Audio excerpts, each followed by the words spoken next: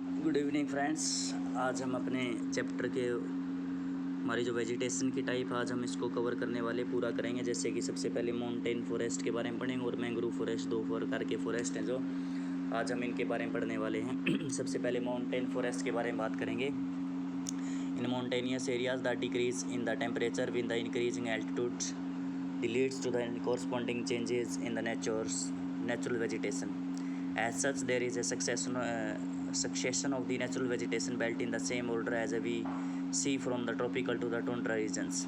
देखो हमारे यहाँ पर जो माउंटेन फॉरेस्ट होते हैं वो आपको क्या देखने को मिलेंगे। जैसे कि हम पर्वतों के ऊपर ऊंचाई और बढ़ती चली जाती है तो टेम्परेचर हमारा वो क्या हो जाता है, वो घटता चला जाता है।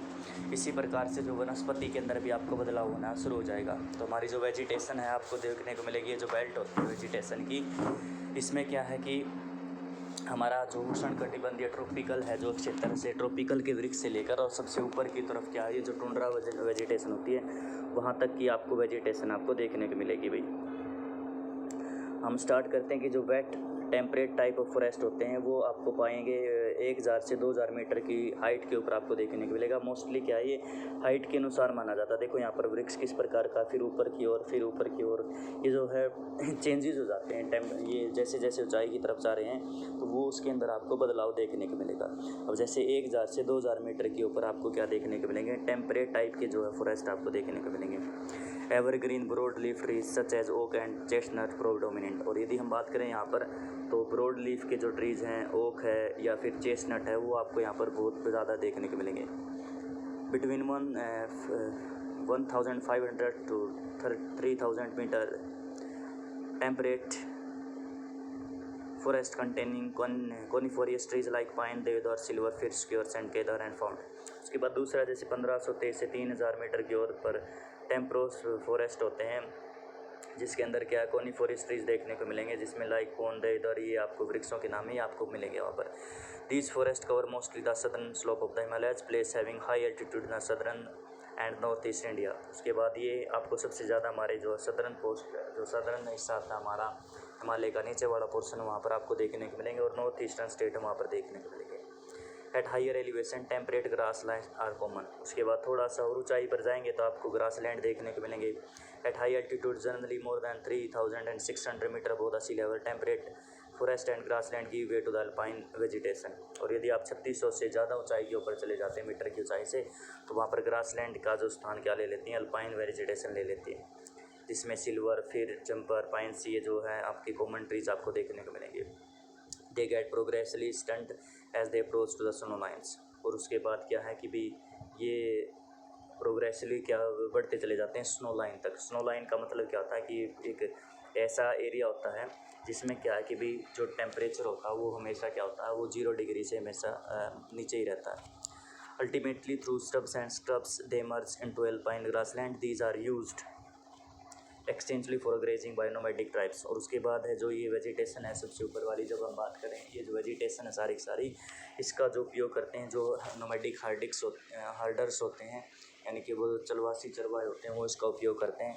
जैसे दो सबसे प्रमुख है हमारे हिमालय के गुज्जर हैं और बकरवाल हैं, इनके बारे में हमारी हिस्ट्री बुक के अंदर भी आएगा अभी पढ़ने को।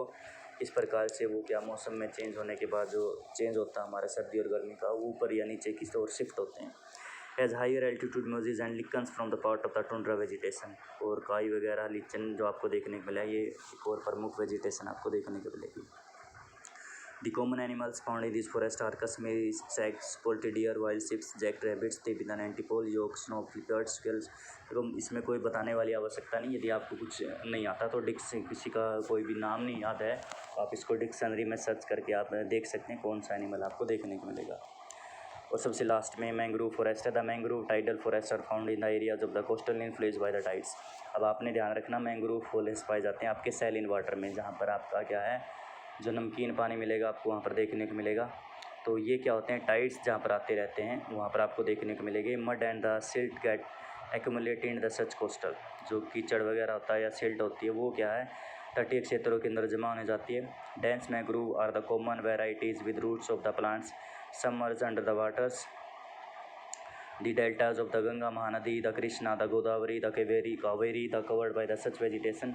The Ganga and Brahmaputra delta, Sundari trees are found which provided durable hard timbers, palm, coconut, keora, agar extras also given the some parts of the deltas. उसके बाद क्या है कि भी जो इनकी जड़ें होती हैं काफ़ी आपको क्या है कि ये पानी के अंदर डूबी हुई देखने को मिलेंगी।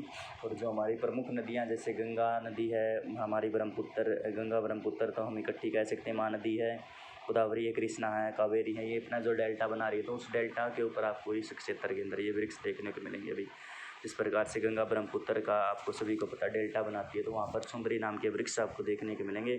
इसलिए इसका नाम सुंदरवन डेल्टा भी रखा गया है। इसके साथ साथ क्या है, टिम्बर, पाम के लिए क्या है, और भी वृक्ष आपको देखने को मिलेंगे। Royal Bengal tiger is a famous animal in this forest. Royal Bengal tiger आपको सबसे फेमस है। टर्टाइल है, क्रोकोडाइल के, और उसके बाद घड़ियाल है, ये भी आपको इस क्षेत्र के अंदर देखने को मिलेंगे। उसके बाद यदि हम बात करें, कुछ मेडिकल प्लांट्स होते हैं जिसका लिए हमारी इम्पोर्टेंस होती है, और अगर किसी को पता है इन इम्पोर्टेंस के बारे में तो वो यूज कर सकते हैं। जिस प्रकार से हमारे देश के अंदर ये यूज की जाती हैं, आप सभी समझते हैं, देसी जो आप दवाइयाँ कहते हैं, तो वो हम इसको उपयोग में लाते हैं। जैसे कुछ चीज़ें तो हमारे लिए भी हैं, हम भी इसको यूज में लेके आते हैं।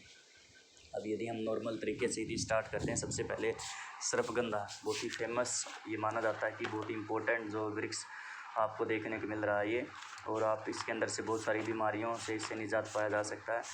और बस इसमें थोड़ी सी समस्या ये रहती है कि जिसको इनके बारे में नॉलेज है तो वो प्रकृति से प्राप्त करके इनको क्या है, बहुत सारी मेडिसिन्स के रूप में इसको यूज़ किया जा सकता है। जैसे यदि मैं बात करूँ, हमारा सर्पगंधा है, सबसे पहले इसमें लिखा हुआ है कि ये ब्लड प्रेशर को कंट्रोल करता है। उसके बाद यदि हम बात करें, ये ब्लड प्रेशर को कंट्रोल करता है। हमारे पास जामुन है, जैसे जामुन का सिरका होता है, सिरका क्या करता है, आपकी जो है मतलब एक तो समस्या करता है आपसे, जो यूरिन होता है आपका, उससे रिलेटेड कोई समस्या, या आपका जो पाचन तंत्र होता है उसको अगर कोई समस्या आई हुई तो उस पाचन तंत्र से भी आपको समस्या से दिला सकता है। उसके बाद यदि हम बात करते हैं, ये अर्जुन का वृक्ष है, ये क्या करता है, इसके जो है लीव्स होती हैं, यदि हम इसका जो डालते हैं तो हमारे जो कान होते हैं उससे हम इसको कंट्रोल कर सकते हैं। आँखों में जो दर्द होता है, सॉरी आँख नहीं, कान का जो दर्द होता है, कान के अंदर ये जो डाला जाता है उससे हमें निजात दिलाता है। इसके साथ साथ क्या है, ये मेरी बुक में ये पूरा नहीं आ रहा, आप अपनी बुक को ओपन करके देख लें, मैं सीधे ही बता देता हूँ। उसके बाद दूसरे तरीके से क्या देखने को मिलेगा, इसमें क्या है, ये ब्लड प्रेशर को भी कंट्रोल करता है। उसके बाद बबूल का पेड़ होता है। बबूल का पेड़ क्या करता है, हमारी जो है हमारी आँखों की समस्याओं के लिए क्या फ़ायदेमंद रहता है। इसके लिए क्या है कि भाई कुछ दवाई बनाई जाती है जिसको हम कह सकते हैं आपकी जो है शारीरिक रूप से आपको मजबूत बनाने के लिए क्या है, एक टॉनिक यूज की जाती है, उसका आप इसमें निर्माण कर सकते हैं। उसके बाद नीम है। नीम तो आप सभी को पता है एंटीबायोटिक होता है, जिसमें क्या कि हम इसको दांतुत के रूप में भी उपयोग कर सकते हैं।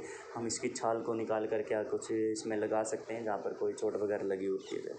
उसके बाद तुलसी प्लांट। तुलसी प्लांट से सभी जानते हैं, हमारा एक आप कह सकते हैं रिलीजियस प्रोस्पेक्टिव भी है इसके अंदर। जैसे हमारे साथ सर्दी से या हमारी खांसी वगैरह से ये हमें निजात दिलाता है।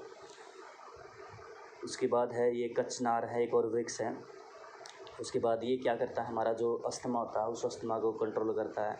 जैसे हमारे यहाँ पर शरीर के अंदर ऊपर की तरफ जैसे कोई भी कील या मुहासे हो जाते हैं तो उसको भी कंट्रोल करता है। इसके अलावा यदि हम बात करें, हमारा जो डाइजेशन सिस्टम होता है तो उस डाइजेशन सिस्टम को भी क्या कर सकता है, ये कंट्रोल करता है। इस प्रकार से जो स्पीसीज़ है मेडिसन की, ये जो वृक्ष हैं, और ये तो क्या है हमारे सामने 2, 2, 4 और 2, 3, 6, 7 ही दिखाए गए हैं।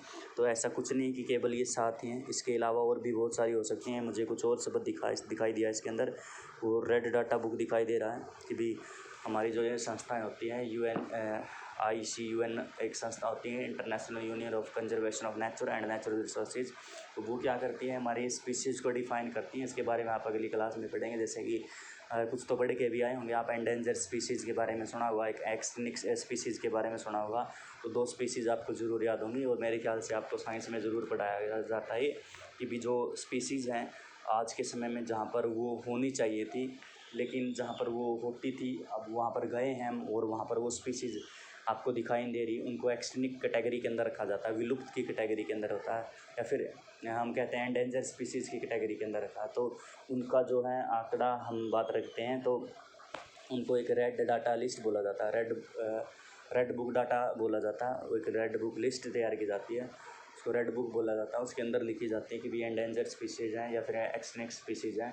तो उस स्पीसीज़ के अंदर बहुत सारे जो चले गए हैं, तो हमें क्या करना पड़ेगा, थोड़ा सा इनको बचाना पड़ेगा। बस हमने मिसयूज़ होने से बचाना भाई इस चीज़ को, और कुछ नहीं है भाई। बस भाई हम कल इसको वाइल्ड लाइफ के बारे में पढ़ेंगे भाई।